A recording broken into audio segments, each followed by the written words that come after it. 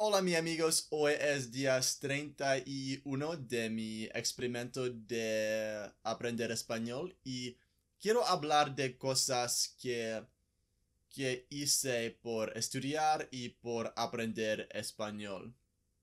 Um, hice, hice 44, no, 45 lecciones de Pimsleur. No sé si lecciones es una palabra correcta, pero es la palabra que suelo. Pero sí, hice 45 lecciones de Pimsleur. Es quizás 22, 23 horas de aprender. Y suelo y solía Anki por 4 o 5 horas y hice iTalki por 8 horas o sí, por 8 horas.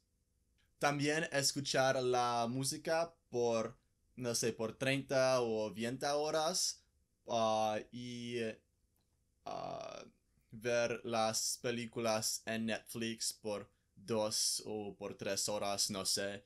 Y entiendo un poco, hablo un poco, pero no sé muchas palabras, sé quizás 800 palabras y quiere estudiar por 2 o 3 horas todos los días, pero estudié por 1 o 2 horas todos los días y entiendo un poco y hablo un poco, sí, pero no es suficiente por hablo como un nativo, ¿sí? Alright, I'm gonna end that there. I'm gonna end the Spanish part there because I'm gonna post another video of me actually doing a call with someone who doesn't know how long I've been studying for to see, what their perception of my knowledge is. Overall, I'm very happy with how far I got, how much I learned. I didn't study as much as, I would have liked to. I was planning on doing 2 or 3 hours a day. I did maybe an hour and a half per day maximum. But even though I studied for about a total of probably 40 hours, um, which is if you do about 1 hour per day and you extrapolate that out, that ends up being about half a semester worth of language if you're doing it in high school or in college.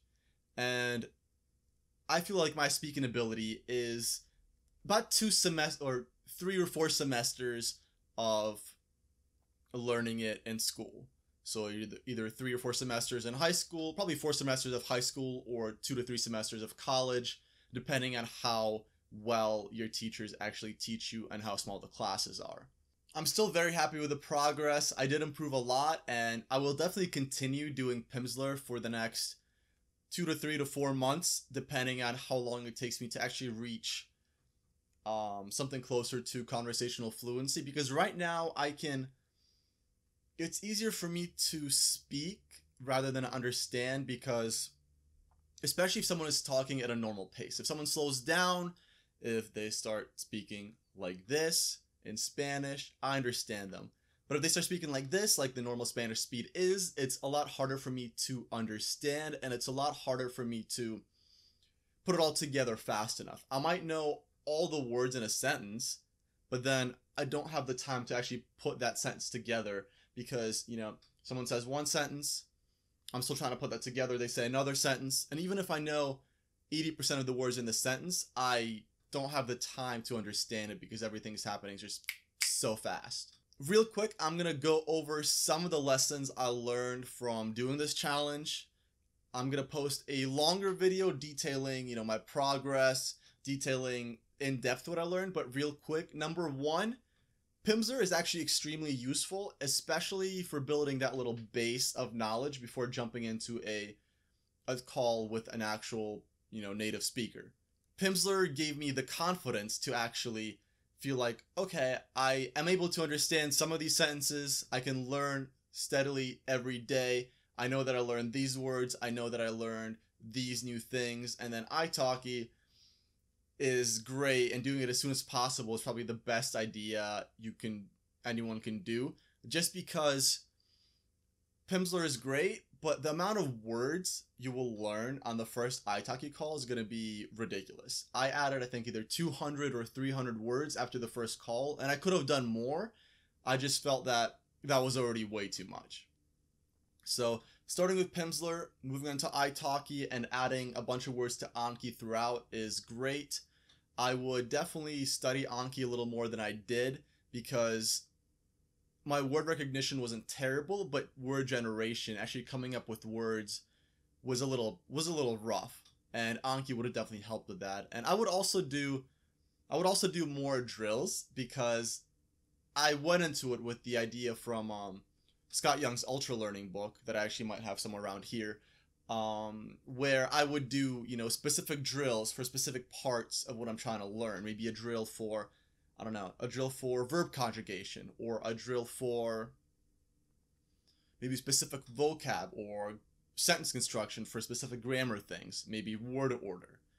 And while I was planning on doing that, I didn't actually do it, and I feel that if I did, I would have been able to learn faster, especially for at first I learned, you know, regular tense, then I learned past tense, and then these two started conflicting a little bit, and then the word order of pronouns within a sentence was very confusing to me, and it took me a long time using Pimsleur to figure it out, because they don't give you enough practice within the speaking lessons because it's so oriented at speaking. Grammar is kind of a important but a second part that you don't focus on as much.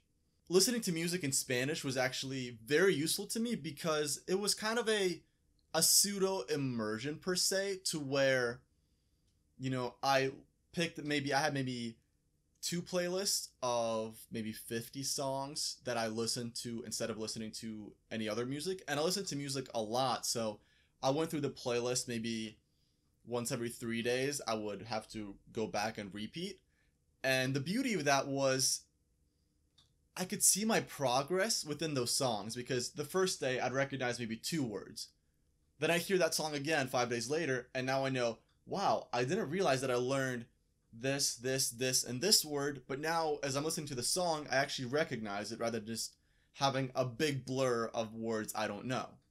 And then translating songs was very useful because it taught me words that, you know, Pimsleur maybe wasn't teaching me, and that it would take me a while to learn through regular conversation or through Pimsleur.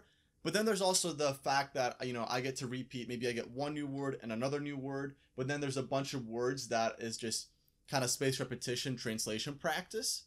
And another thing that was actually very useful to me was simulating conversations in my head. As weird as it sounds, was very useful. What I ended up doing was, you know, I was thinking of, what am I going to talk with Alberto? That's the name of the guy from Mexico I was talking to. What am I going to talk about with Berto? You know, what if he asked me this? What if he asked me this?